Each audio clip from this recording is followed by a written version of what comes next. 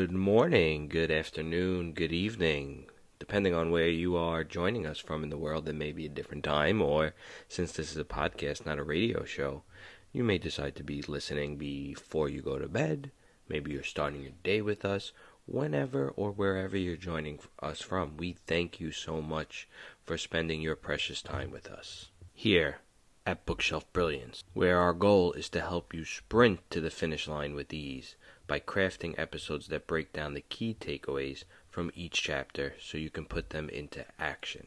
This is the final episode of Part 1, so Part 1 was broken up into 3 chapters that focused on the fundamental techniques in handling people. We'll wrap this up with Chapter 3. He who can do this has the whole world with him.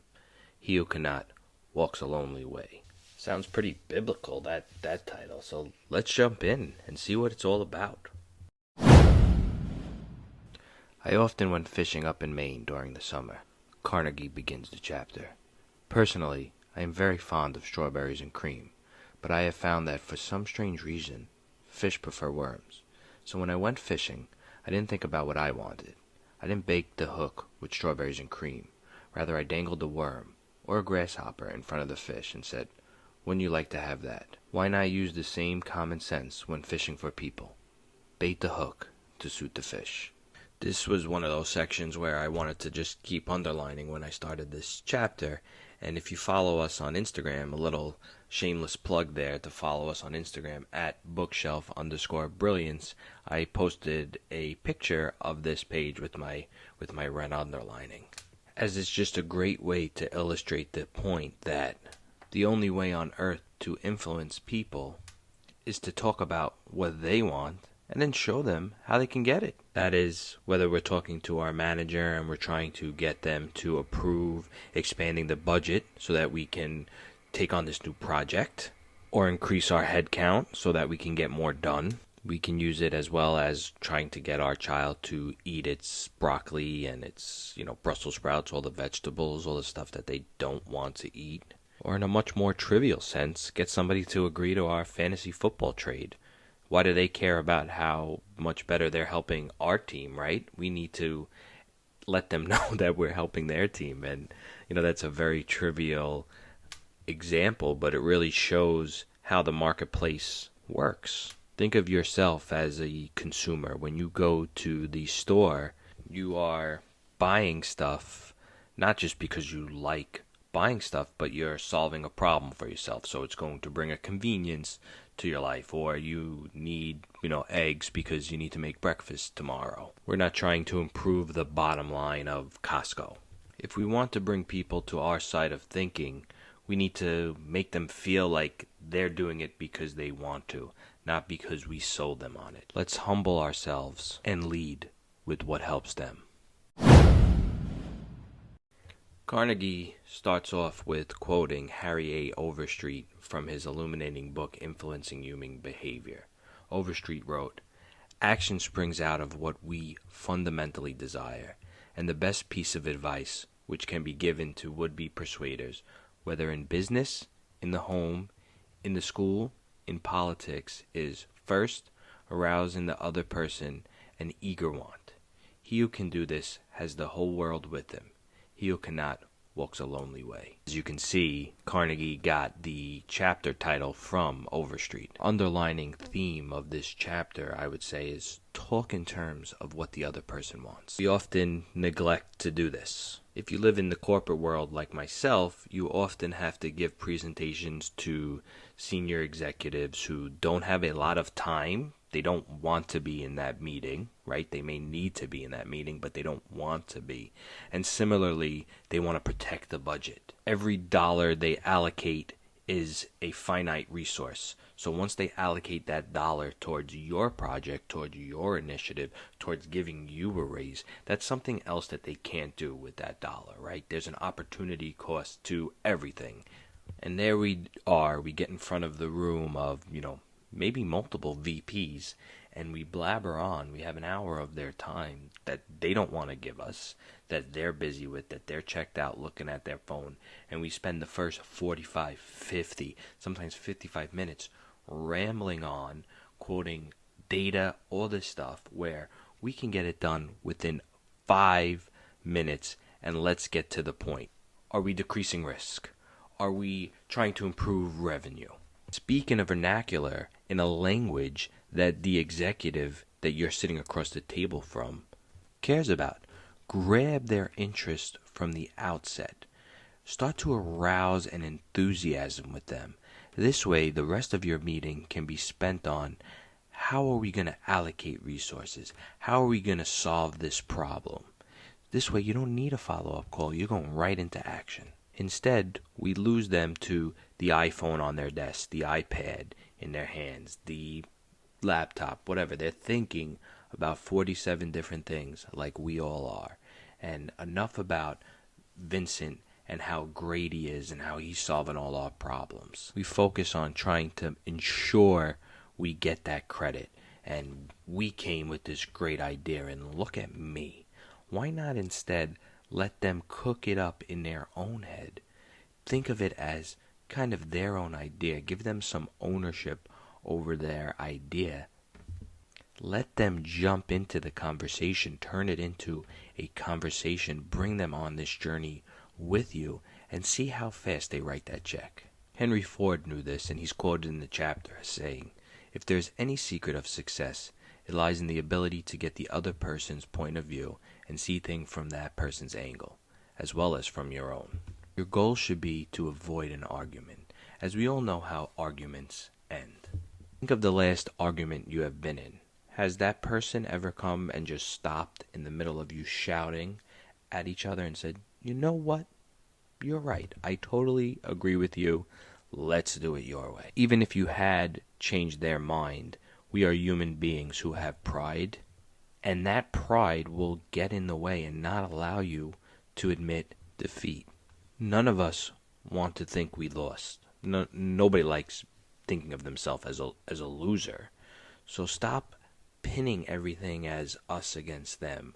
I want this, you want that, come to my side of the table. The only way on earth to influence other people is to talk about what they want and show them how to get it. We often say things like, don't smoke, to children, right? Who, maybe not so much anymore, but especially back in the day, it was seen as cool or a status symbol, right? That, look at me, I'm smoking Marlboros, right? Or, Camels. I'm still old enough to remember those ads with the Marlboro cowboy and, the cartoon of the camel, right? If you don't know what I'm talking about, take a second and Google Marlboro cowboy or, cigarette ads from, the 90s. So by, putting down, ruling with an iron fist, or saying, "Don't you dare smoke, I forbid it," right? We're not really aligning with their desire. Their desire to smoke, in this case, is to look cool, right? To be a rebel. You're actually feeding into that. But why not instead focus on highlighting what they want? Listen, if you smoke, you're probably not going to be able to make the basketball team. You're probably not going to be able to make the cheerleading team, right? Because your wind isn't going to be there. It's going to negatively affect you. Now we're selling them on something that really matters to them. You see the difference, right? You clearly see the difference. Eat your broccoli so you can be big and strong and make the basketball team. That will likely hit home a lot better than eat your broccoli because I said so. So as we shift our focus towards what we want to, solving a problem for somebody, speaking directly to their needs, their wants, our enthusiasm, we need to use that to arouse a desire within them. Most of us aren't salespeople, right? We don't think of ourselves as being in sales, but we constantly need to sell ourselves and represent ourselves in a way that puts us in a positive light to others that we come across from. Your mother always, raised you right. Your parents, your grandparents, right? They tried to set a good example for you to do things like if you see an elderly person on the train, you give them your seat. A pregnant woman, right? You obviously, you help her carry her bags. You hold a door for people. Simple things that just show you're a kind, good person, right? People want that. You're planting seeds in them. Always go that extra mile. At work, by going that extra mile, by being a delight on projects that you work on across the matrix with other people who you're like, I don't know how that's ever gonna help me out. This may be a one and done person, but by constantly planting all those seeds, you never know what will grow into a beautiful flower, into a beautiful tree one day. This happened to me, as I'm just somebody who I really like to come across nice to folks. I really want to be remembered as, somebody who went that extra mile, who was helpful, and, it's just my personality, and thankfully that was the case, as I somehow planted a seed in someone who, this is going back, to COVID time, right? The beginning of COVID, and, a few months ago, 6 to 8 months ago, they called me and they were like, hey, there's this opportunity on our team that I think would be great for you. And this was something that was a really good step up for me in my career. It brought me out of my comfort zone. And because I planted that seed, it opened that door for me. As you grow older, you realize the world is all about who you know and the connections that you make. So you need to stand out at every interaction you have. It's time for us to now dock this shift. So I'll leave you with this. The rare individual who unselfishly tries to serve others has an enormous advantage. You stand out.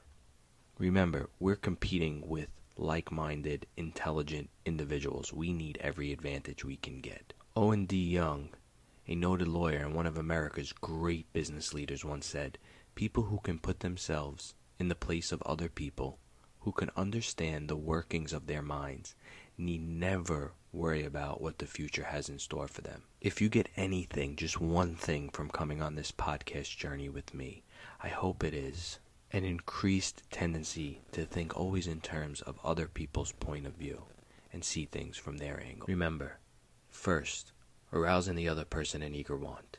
He who can do this has the whole world with him. He who cannot walks a lonely way. Principle 3. Arouse in the other person an eager want. That completes part 1 of How to Win Friends and Influence People. Part 1 focuses on fundamental techniques in handling people. We went through Principle 1, don't criticize, condemn, or complain. Then Principle 2, give honest and sincere appreciation. And what I just say, Principle 3, arouse in the other person an eager want. Next episode, we'll start Part 2, 6 ways to make people like you. I can't thank you enough for spending your precious time hanging out with us here at Bookshelf Brilliance. Remember to subscribe, follow us wherever it is that you get podcasts. And we want to hear from you, so come at us on Instagram at bookshelf_brilliance, or if you prefer email, please email us at bookshelfbrilliancevm@gmail.com. We'd love to hear from you. If you have any specific questions, we can answer them on the podcast or just give you a shout out. Thank you again for joining us here on Bookshelf Brilliance, where we unlock classic wisdom, one chapter at a time, and timeless knowledge meets modern insight.